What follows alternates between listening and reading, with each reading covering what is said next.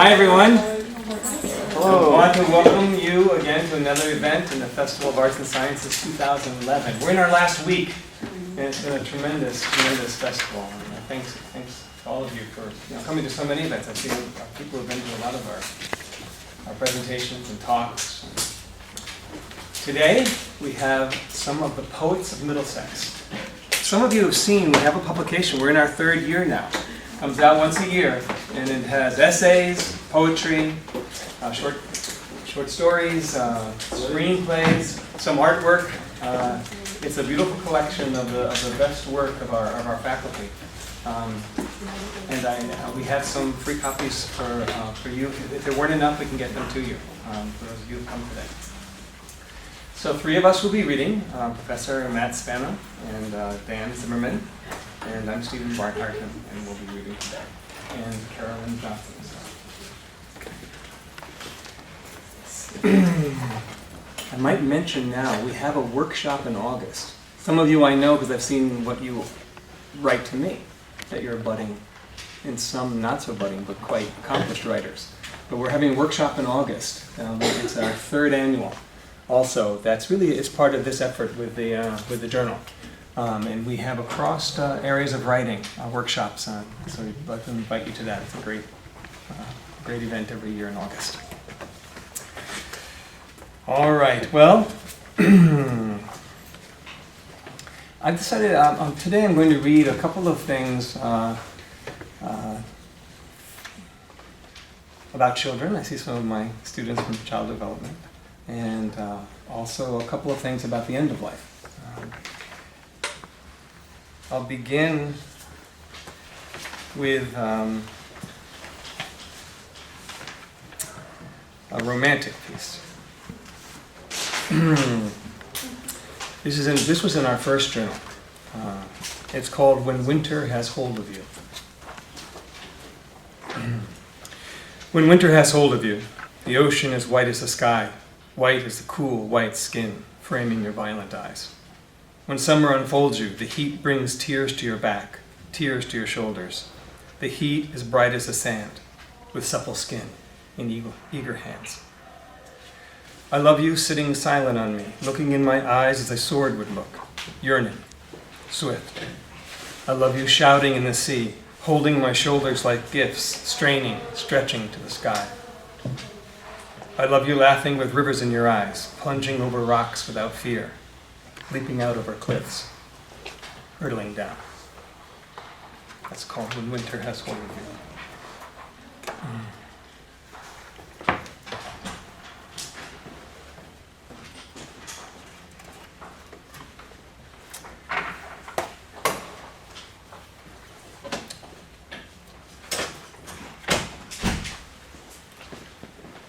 The second piece, this is for my son. I often get up early and go outside and kind of wrestle my way through my demons.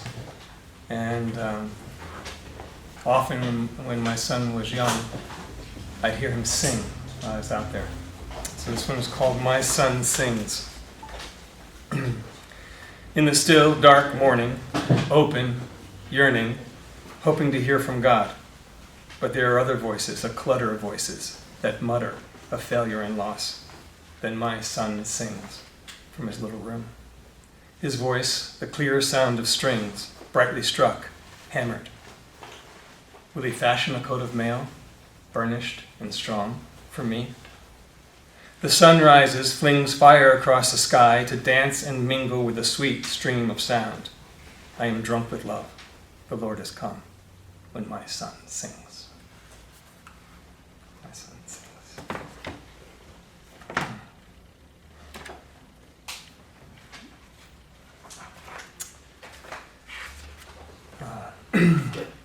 So my brother David, he was a great hero of mine. My baby brother, my little brother, who was a rehab nurse. He worked with these often young people who became paraplegics through a foolish decision, diving or bad accidents or just motorcycles. And they'd come into the hospital, and my brother was a charge nurse on the rehab floor.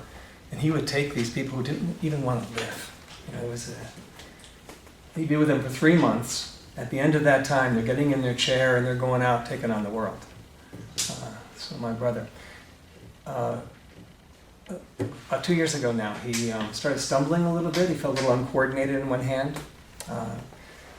He went into his own hospital. Everybody knew him, all the neurosurgeons and everybody. He lived for 7 days from then.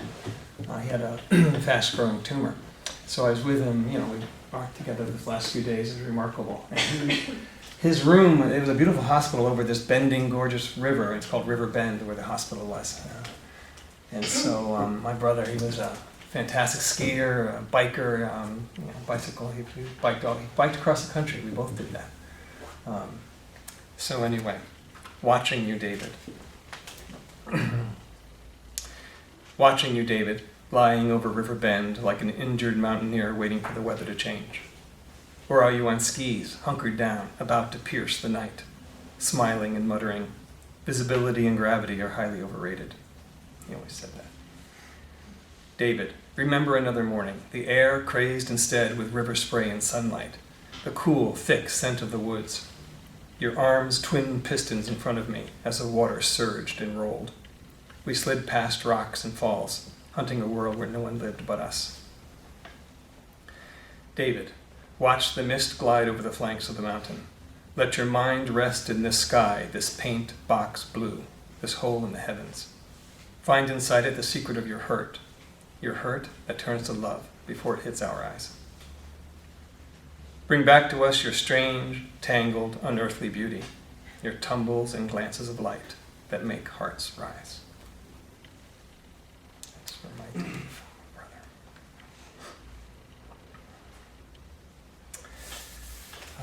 brother. This is a new one, and again, I wrote this one for these are all love poems, aren't they? So this is my love poem for my daughter, Linnea. Linnea. Her nickname is Wind Chime. Linnea, wind chime, the wind in Linnea, such a lovely sound. You make music rise from the summer air, clear melodies that never repeat. They cut through the heat of the day, push out the circle of night. They split open like chestnuts and pour out variations. Linnea, the wind in Linnea, you spill life into my senses.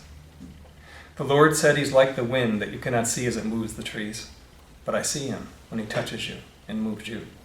The wind in Linnea, the gentle pressure of his hand, you gracefully sway and make music rise from the summer air. Linnea, there's a place in you I can never know, and if you reach out and almost touch, but do not touch my face, if a smile washes over your lips like a warm rain, if my voice, thick with emotion, makes words with no sense, I still must remember. Your face will again be set like flint, wise, beautiful, unforgiving, loyal to a much deeper love, existing only in the wind. Wind and Linnea. Okay, so this is my last one. So I'm reading this for the woman that I love. It's called Summer in Your Hair. You peek over your arm, breath swindler, blood burner, see glass eyes wide, full of hope. The flowers behind you bursting with August push summer into your hair. We lay on the carpet, the sun poured thick on your legs. Our books pile among us, page pressed full length to page, phrase to phrase, making towers of images, metaphors, sounds. A pin pushed straight through one might pierce 10,000 words. I want to raise them in a glinting string above you, fierce, unfurled, wild. In the night we lay side by side, your head on my arm, my hand on the small of your back. I feel through delicate fabric that cool cleft I love. Hear the rustle of skin and silk. Around us, the August flowers rage.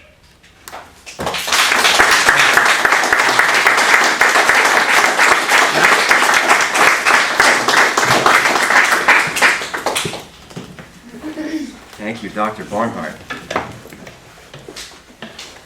I'm Matt Spano from the English department, and Emmanuel Di Pasquale, the editor-in-chief of the journal, was not able to be here today. He has a family matter to attend to, but he asked me to read a few of his poems. So I'll have to do my best Professor Di Pasquale impersonation. Okay, Daniel? Yeah. That was good. Okay, so we'll start with a poem that he wrote called Early Fall, East Brunswick's Pond by the Library. So this is an autumn poem, and then we'll read a spring poem. Okay, so Early Fall, East Brunswick Pond by the Public Library, dedicated to Dr. Barnhart. The world of God meets out its sweet boredom. Not one tree is untouched by fall. Bunches of leaves surrounded by brown halo. Small squirrels sniff and scratch soaked wood chips. The aerator shoots out 3 climbing waterfalls so carp can keep on living. Geese work their wide wings, croak and run across the pond. Signs for peace, scarves, embrace a young birch next to a marble monument for boys and girls lost to the last war. Inside the library, sleek fans, drones pinned to the ceiling, scatter cool air. Measured click-clock of heels, of old women ambling to the latte counter. Fast flip-flap of children rushing to computers. An aged man forming poetry on 2 pink scraps of paper. I love the sounds in that poem. Just the sounds of the footfalls, the way the children's feet sound, and then the old women going to the latte counter. Okay, so here's one from Professor Di Pasquale, who is also, by the way, the Poet Laureate of Middlesex County College. And this is the poem that opens up the last issue of the journal, and it's called Praise for Middlesex County College. And it's in praise of the students, primarily. That's, after all, the heart of the college. Students rush in the wide mornings along the green fields. Willows by Chambers Hall bow to them. And the blue firs by Edison and College Center swirl. The free limbs of students flow like waterfalls.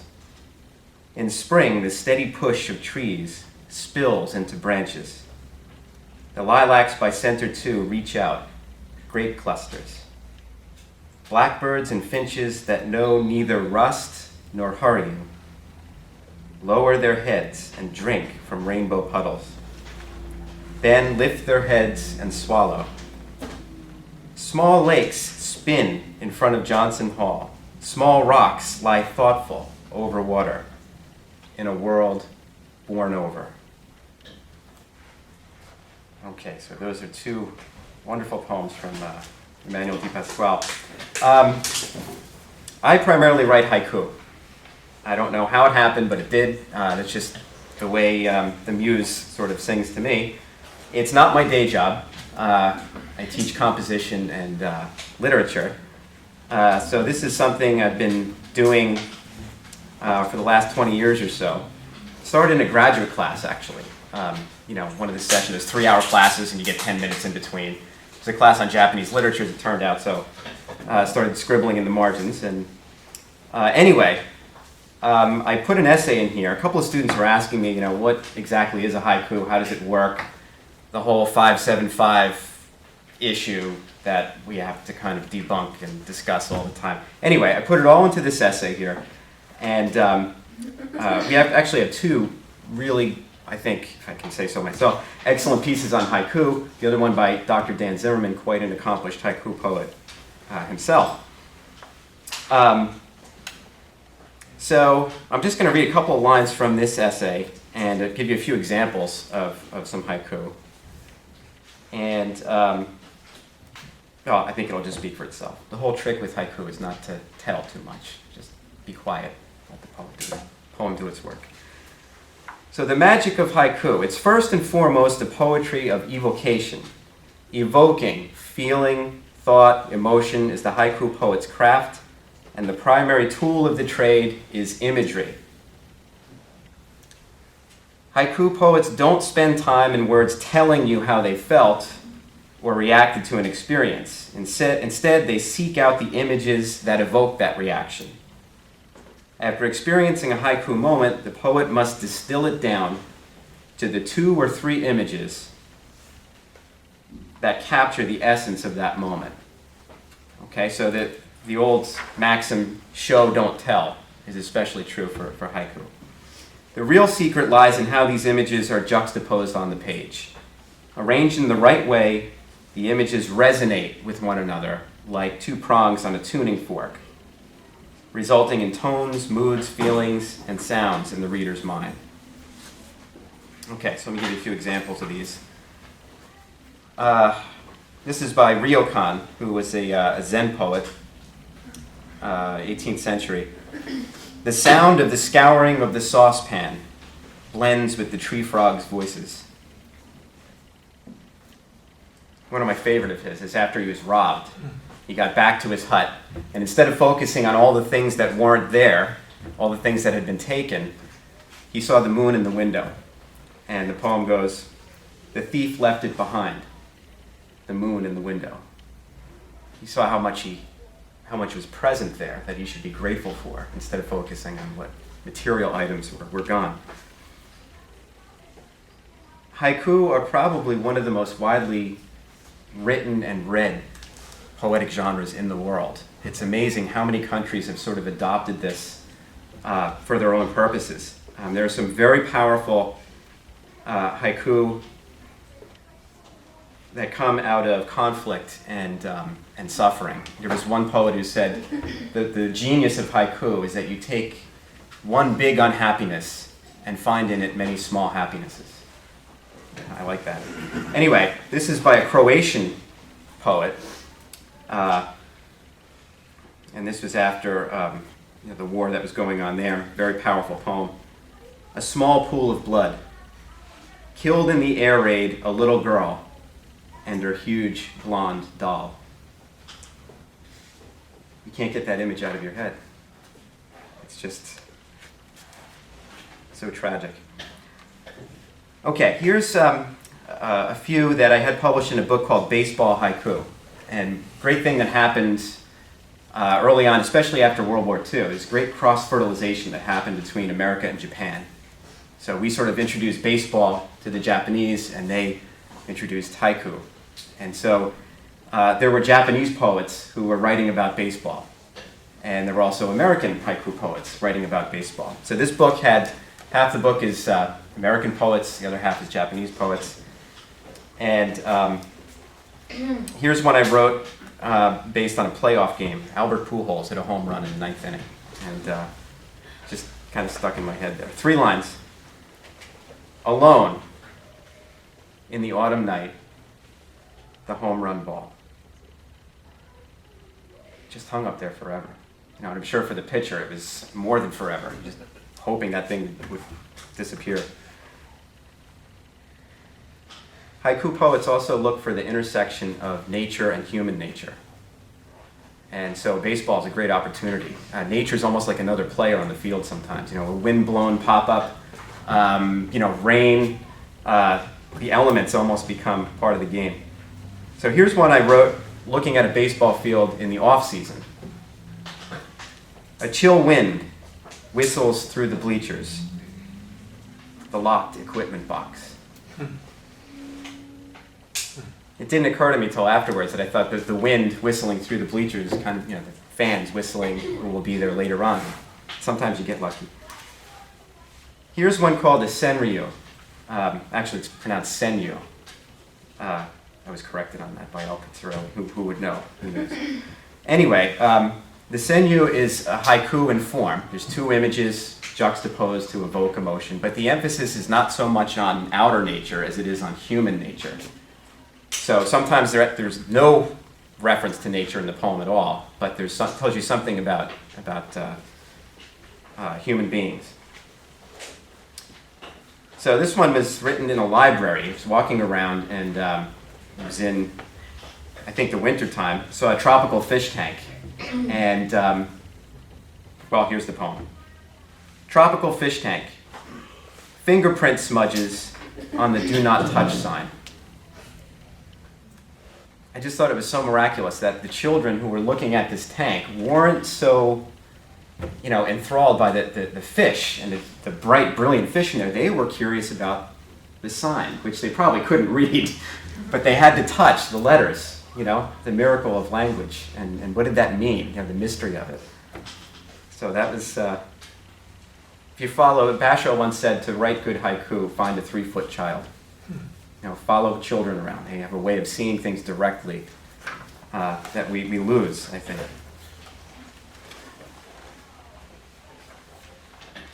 Okay, just a few more here.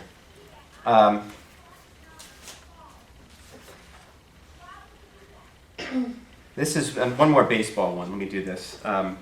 This one was also in the baseball haiku book, and I was lucky enough to have it reprinted in the Los Angeles Times.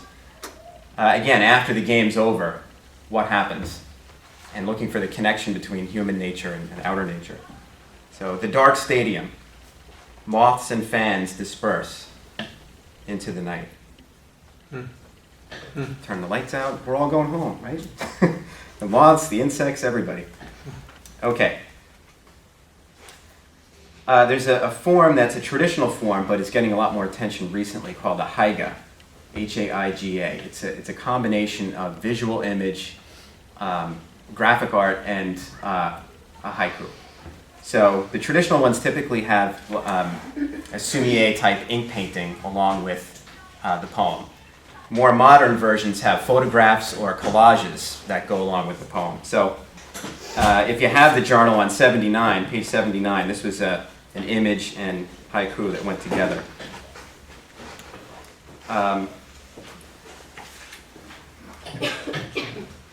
The poem goes, "The boot prints end, but the brook keeps flowing into the deep woods." And I tried to get the image there of the stream just keep going on, into the deep woods. I was thinking of Robert Frost, I think. Right? Anyway. Okay, one last one in praise of spring here. This one was originally published in an anthology called Dust of Summers.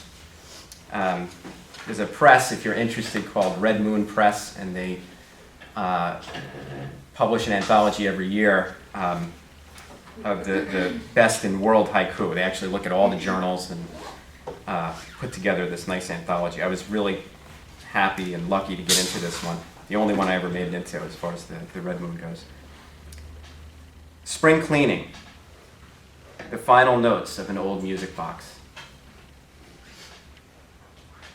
Happens a lot when you're cleaning up kids' things too, right? All of a sudden the toy goes off. You thought the batteries were dead, and surprise, there it is.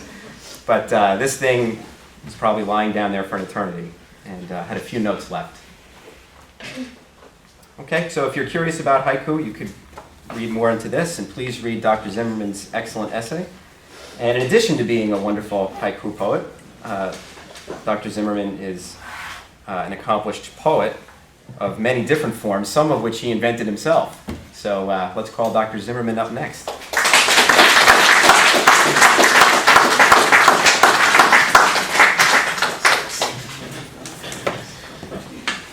Thank you, Matt. I want to read a haiga that does appear in the journal.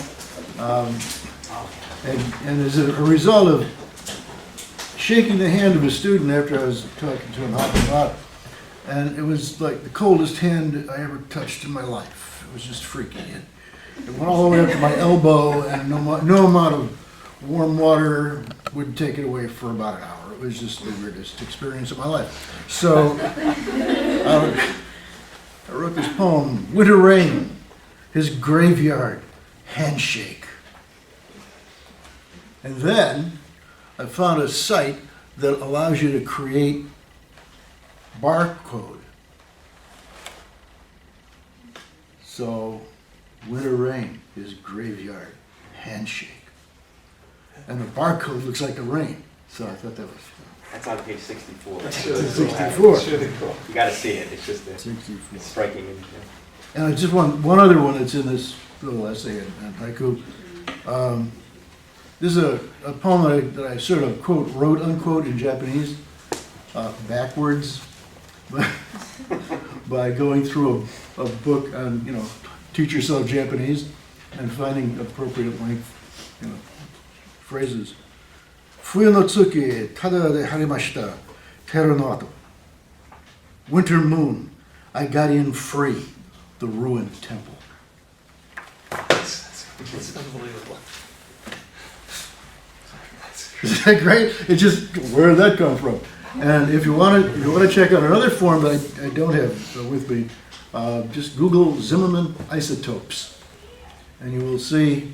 We're going Beard of Bees, and you can find my name, click on it, and I've got an online book of isotopes, which are poems made by anagrammatical generation of 4x4 word squares, where every line has the same 16 letters in it. It's something to do. Beat Sudoku, guys. Beat Sudoku. Here's from the archaeological aspect of my life, a poem from 1970. Yes, 1970. Called Howling Wolf. This doesn't refer to the singer, but to the Native American painter and chronicler. Curiously, the hunters are equipped as if for war. All he could write was his name, and drew that way: the battle, the hunt, a woman walking. Things cried to him, I am a quarter for today, till sundown. He drew an arrow. When he threw it down, it killed a bear. He threw it out. It killed his next friend. Then he threw in with the woman. And the sun-up came, stepping down through a cloud, outdoing himself and scribbling all over. This is called As a Rule, and comes out of looking at giant cockroaches from the Ordovician or wherever these giant cockroaches live. Everything started out big. Dinosaurs, monster cockroaches, Gondwana. Fractured now, continents earthquaked apart. We contemplate Godzilla, obviously fake, but scary? Not scary enough. We don 3D glasses, watch the remake. But in the remake, the background stays there, as it did not in the beginning, when even the sky rubbed against us like a pedestrian in the city with somewhere more important to go than where we tourists wanted to go, lost, and therefore fascinated by everything, by its bigness. Wow. Even the sky rubbed against us. Even like the sky, pedestrian man. It's in a like, city. gotcha. You can't get away from the background. Fishing, hungry. This one is for Matt. Yeah, I love this poem. In perilous water, the angler teaches fish to mistake shadow for substance. No small feat, since the fish can smell his waders. They know he doesn't belong among them, doesn't hunger for bugs in any stages of development. They think he sees them as bugs, succulent this time of year. Nothing suggests he will release them in admiration of their fight, that he will have to tie a better fly next time, or cast more deftly a shadow dimmer or darker than the first. What brings him here, though, they do know, who regularly snatch their unsuspecting lunch from heaven, from their own love's lonely offices.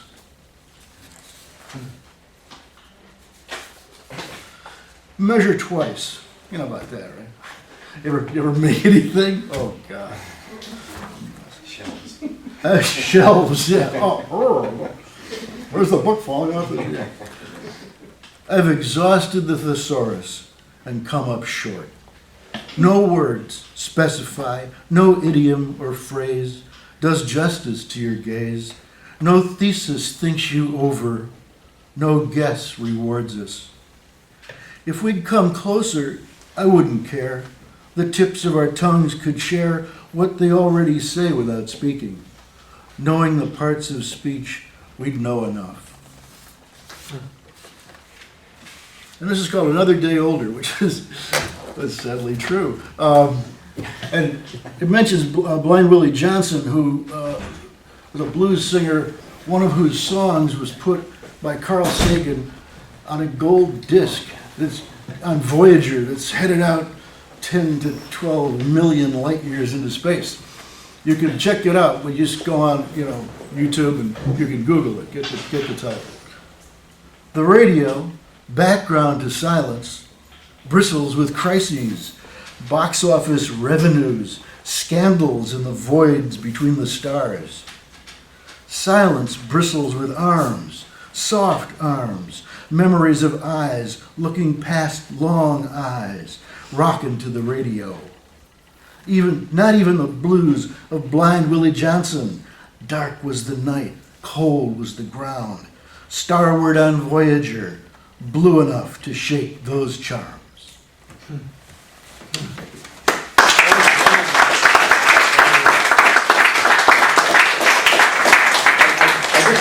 Listening to Dan read, right, and watch his hands as they move. We have a guest poet today, Carolyn Johnson. Please come.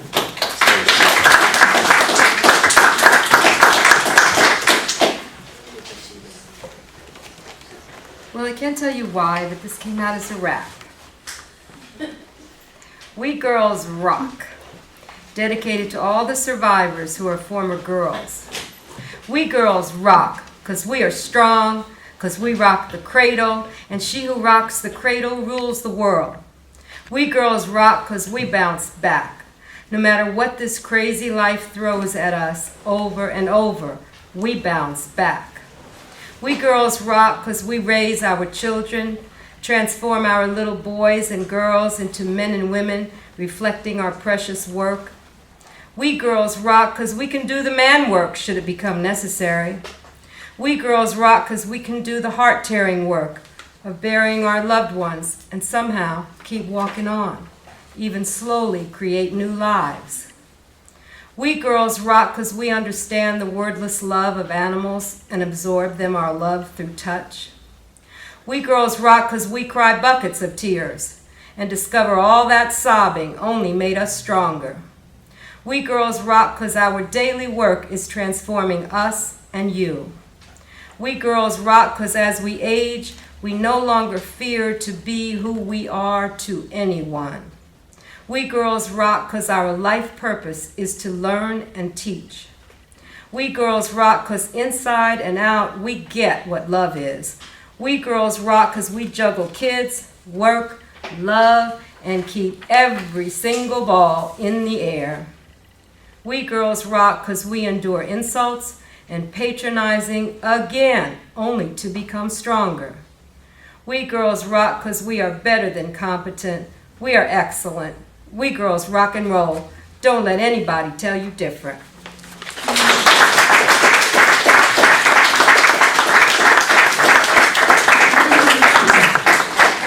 Well, again, thank you all so much for coming. We still have some food and something to drink back there. Please stay and talk. And thank you very much. Thank you.